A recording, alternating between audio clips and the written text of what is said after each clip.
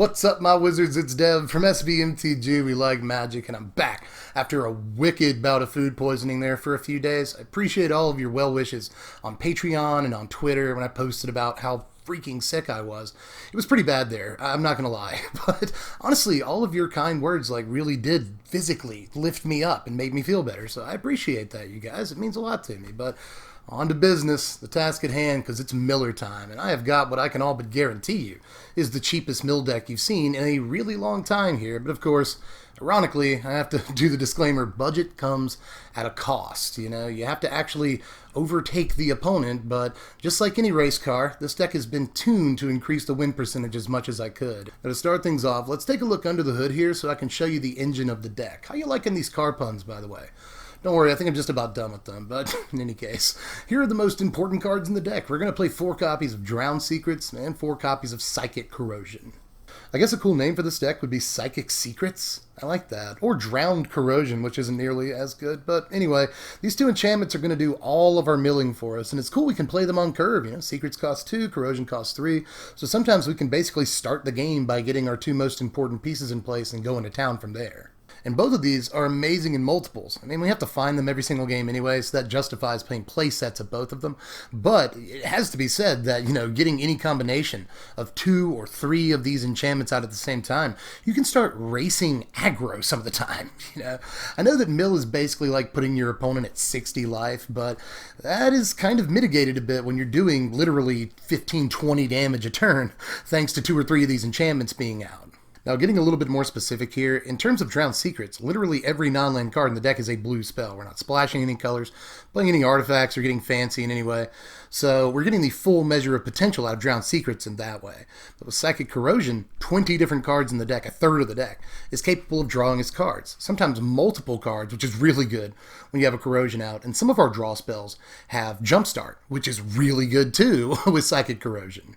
Now, as I may have implied back there a second ago, if you remember, a good chunk of this deck is going to be taken up by spells that draw cards. We want to abuse both of our mill enchantments once they're out, but we also want to play cheap card draw spells to help find them in the early turns if we don't have them in our opening hands. There's a lot of reasons to want to cycle through our deck quickly here.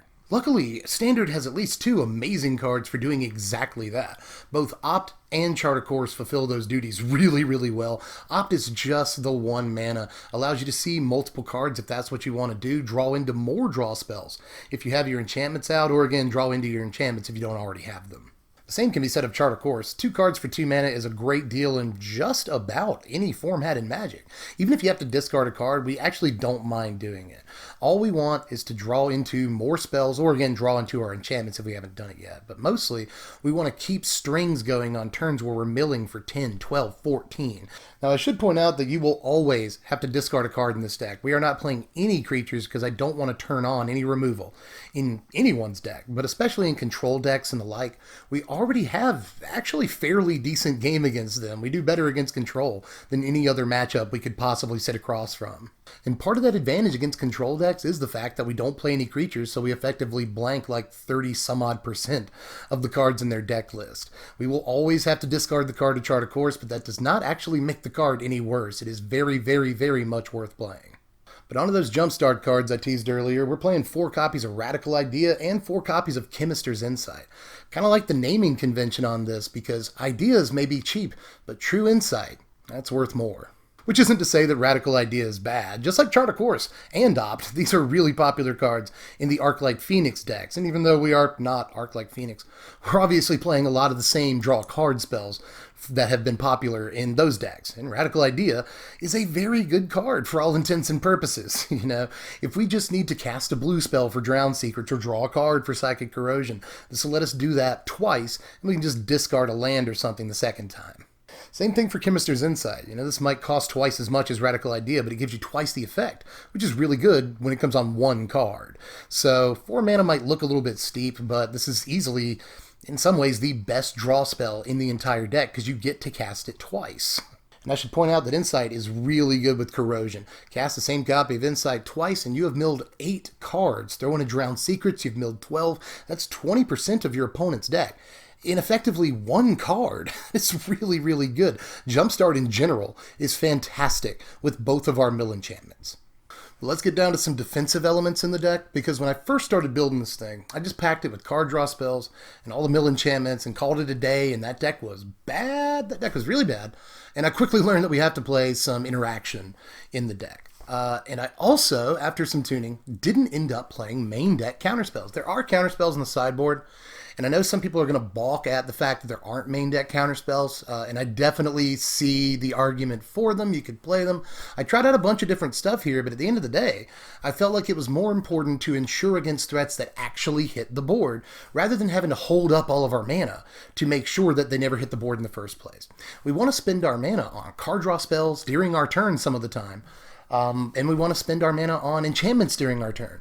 We cannot wait until turn 7 when we have open mana to play our enchantments and counter spells, because we will very likely be dead by then. So with that in mind, I'd rather just wait until threats hit the board and then neutralize them, which this deck can do, as a matter of fact. So let's take a look at how we're doing that. We're going to play 4 copies of Blink of an Eye, 4 copies of Deep Freeze, and 4 copies of Waterknot. Now, Blink of an Eye has always been in the deck because this allows us to draw cards and it removes permanents. Any non-land permanent, which is actually really important against enchantments and planeswalkers and the like. It actually has a lot of play right now, just as a tempo spell, a brief removal spell for what it's worth, and of course, a card draw spell too. So for all kinds of reasons, Blink of an Eye definitely has a home in the deck. But Deep Freeze and Waterknot are actually much, much better removal elements than they might appear to be at first glance. For the most part, especially in Game 1, both of these enchantments are just straight up removal spells against a lot of creatures in the format, some of them really important. You know, both Waterknot and Deep Freeze can completely neutralize Rekindling Phoenix, Lyra Dawnbringer, Doom Whisper, Galta. There are tons and tons of creatures that these just completely neuter. And before we move on, I should point out that Deep Freeze specifically is a very good, quote, removal spell against creatures that provide some sort of value outside of attacking. You know, cards like Banalish Marshal that boost the entire team, Shalai protects their entire team and has an activated ability. You know, creatures like that are relatively popular in Standard right now, this can neutralize, and that can be a very important aspect of Deep Freeze. But I figured since we're having fun and it's a budget deck and all of that, I wanted to play a couple of fun ofs here, you know, just to see if we could get some possible value and test out some cards that we don't necessarily play too often. And one of them that ended up being really good was Precognition Field. Just a one of this in the main deck, because it's kind of, sort of, an experimental frenzy. 20 different cards in this deck are instants and sorceries, so it's basically a worse experimental frenzy. Doesn't allow us to play lands or really anything besides those two spell types, but at the same time, Experimental Frenzy doesn't allow you to just skip to the next card for a fee. This allows you to do that. So against Control and other slower decks where we just want to kind of outcard them, outvalue them, this can actually be a really, really effective piece for the long game. And here's the mana base right here, fairly simple. I mean, a Memorial Genius and a bunch of islands. That's about it. You know, we won't have the mana all the time for Memorial, but when we do, it's 2 cards, which is great, obviously, even if we don't have a Corrosion out. Drawing 2 cards is a pretty big deal on a land. Now here's our sideboard, and there are the counter spells I promised you. You can play even more if you wanted to. Again, Essence Scatter probably has a right to be in here somewhere. Disdainful Stroke is another good option. Even Sinister Sabotage might belong in the deck somewhere. If you're the kind of guy that just wants hard counters, and you do want to play your mill enchantments on turn 6, go ahead and knock yourself out, brother or sister. It's totally fine. But what I'm doing here is just employing Negate and Syncopate. Syncopate is a great early game counterspell that actually covers us as early as turn 2. A lot of the time, and that can be really important against fast decks and slow decks alike. This is even a decent counterspell later on into the game sometimes. And it exiles things like Rekindling Phoenix and important cards in the Golgari list. So Syncopate is an important card, but so is Negate. You know, Negate is amazing against Control. And things like Viv Reed, you know, in Game 2, this is a great weapon against her. But at the same time, Control is already our best matchup. So we don't need too many cards in the sideboard against Control, but at the same time, we will be siding out some of the Deep Freezes and Waterknots. Keep a few in, because Control has a habit of siding in Lyra Dawnbringer in games 2 and 3, so keep that in mind. But we will be siding out a good deal of the, you know, quote-unquote bad removal spells that we're playing, so Negate will come right in against Control and help improve that matchup even more. But you also see Murmuring Mystic in there. This will come in against the aggro matchup. A lot of our sideboard slots have to be devoted to that matchup, to be honest with you. And if I'm being completely honest, the aggro matchup as it stands is probably like 25-75. It is a bad matchup for us, and I shouldn't even have to tell you that. It's pretty self-evident. But Murmuring Mystic is at least a little bit of defense. It's got a very high toughness, so it blocks well by itself. But even just given one turn with it, you can make, 2, 3, sometimes even more flying blockers with this to really help you extend the game, and sometimes even turn the corner and start attacking with your birds. And you see the River's Rebuke in there. This might cost 6 mana and be kind of a non-bow with Murmuring Mystic, but I still want the ability to cast a pseudo sweeper that at least resets their board against aggro decks. Again, worst matchup, and this is the closest thing to a sweeper we could play, so we will use it. This is the section that I reserved for cards I didn't play, and I guess I've already talked about all the counterspells and stuff I didn't play, so the only thing I really want to bring up here is Patient Rebuilding, because people are probably going to ask me about it in the comments down there. It's just too slow. It's just way too slow. It costs 5 mana, more than anything else in our entire deck, and it just doesn't work on the same level that our other 2 mill enchantments do. They mill fast, and they depend on the cards that we play. Patient Rebuilding gives us a mill a turn. Sometimes it'll give us a lot of mills in one turn or draw us a bunch of cards. That's perfectly fine, but again, it's just a little bit antithetical to what we're actually trying to do in this deck in terms of what we want our mill cards to achieve. So I just didn't end up playing it, but again, if you wanted a copy or two in the sideboard against the control matchup, I don't think we have all of the slots to reserve for an already decent matchup. If we have any good matchups, it's those matchups against control. So I don't know how many slots we actually have to devote to that match, but at the same time, if you feel weird without having Patient Building in the deck, then go ahead, put a couple of them in the sideboard. It won't hurt me. Now here are your power rankings. A final score of 57, which is a fairly low score. I mean, I'm not lying to you about the deck. It's a budget mono blue mill deck. It's not going to be the easiest deck to win games with. But again, against control decks, this deck is surprisingly good. We blank a lot of their cards, and if we can land our enchantments, especially games 2 and 3 when we have a suite of counterspells to help get them through, counterspells. I'll say ironically again, if you can win against anything, it's control. So if you have a deep control meta, try this thing out. Or if you're running against a lot of control decks in Arena, which mostly you aren't. I mostly run against aggro decks and stuff on Arena, and occasionally my own decks, which is an honor. But in any case, I'm not going to lie to you at all about this deck. Aggro matchups are tough, but control matchups are surprisingly easy a lot of the time. So if you're having trouble with those decks, try this thing out. I had a lot of fun with it, had a lot of fun building it. I love mill. I know some people hate it, but that's, offset by the fact that so many people love it. So try this thing out if you're a fan of mill, because it's only $20 right now. Now stick around for a second. I know this is usually where people start clicking away and all that, but indulge me this time, chill with me for a little bit longer, and I'll talk about some things. First of all, as always, if you want to view this deck list or play this deck list, whatever you want to do, click the first link in the description. That'll take you over to tcgplayer.com. They help sponsor my content, but they're also where you're going to get this deck for the cheapest. So don't overpay even for a $20 deck. Don't let a $20 deck become a $35 deck. So click the link in the description, view the deck list, and get it for the cheapest you can possibly get it. So do all of that. But speaking of TCG Player has actually partnered me up with Corbin Hosler, who you might know from here on YouTube and some other stuff that he does in the Magic community. Fairly prominent dude that mostly is known for Mining Modern and a couple of other series.